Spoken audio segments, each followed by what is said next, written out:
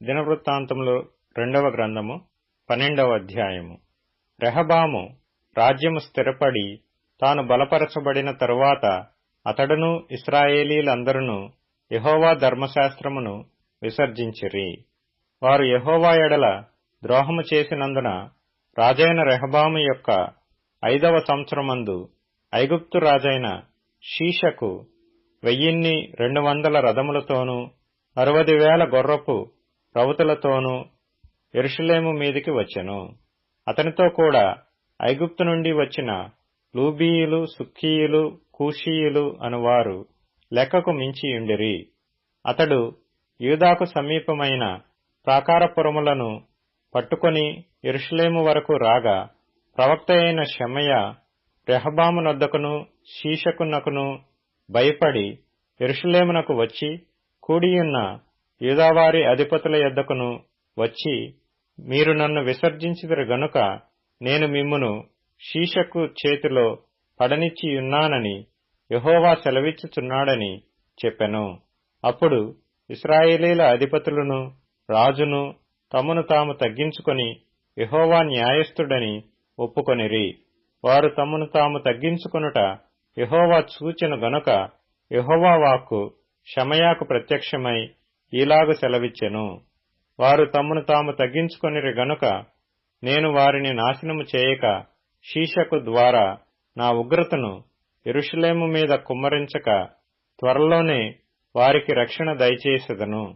అయితే నన్ను సేవించుటకును భూరాజులకు దాసులై ఇండుటకును ఎంత భేదమున్నదో వారు తెలుసుకొనున్నట్లు వారు అతనికి దాసులగుదురు.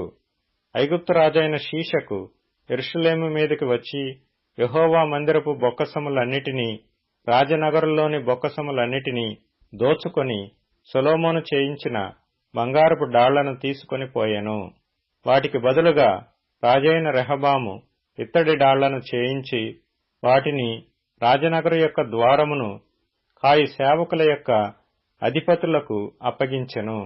రాజు యెహోవా మందిరములోనికి ప్రవేశించినప్పుడెల్లా నగర సేవకులు వచ్చి వాటిని ఎత్తి తరువాత వాటిని మరలా గదిలో ఉంచుచూ వచ్చిరి. అతడు తను తాను తగ్గించుకొనినందున యెహోవా అతని బొత్తిగా నిర్మూలము చేయక యూదావారు కొంతమట్టుకు మంచితనముననుసరించుట చూచి తన కోపము అతని మీద నుండి త్రిప్పుకొనెను. రాజైన రెహబాము యెరూషలేమునందు స్థిరపడి ఏలుబడి చేసెను. రెహబాము ఏళ్లనారంభించినప్పుడు 41 సంవత్సరముల ఈడు గలవాడై ఉండెను. తన నామమును అచ్చట ఉంచుటకై ఇశ్రాయేలీల గోత్రములన్నిటిలో నుండి యెహోవా కోరుకొనిన పట్టణమగు యెరూషలేమునందు అతడు 17 సంవత్సరములు ఏలెను. అతని తల్లి పేరు నయమా, ఆమె అమ్మోనీయురాలు. అతడు తన మనస్సు యెహోవాను వెదుకుట యందు నిలుపుకొనక చెడు క్రియలు చేసెను. రెహబాము చేసిన కార్యములన్నిటినీ గూర్చియు షెమయా రచించిన గ్రంథమందును దీర్ఘదర్శి అయిన ఇద్దో రచించిన వంశావళి యందును వ్రాయబడి ఉన్నది. రెహబామునకును యరొబామునకును యుద్ధము ఎడతెగక జరిగెను. రెహబాము తన పితరులతో కూడా నిద్రించి దావీదు పట్టణమందు పాతిపెట్టబడెను. అతని కుమారుడైన అబీయా అతనికి బదులుగా రాజాయెను.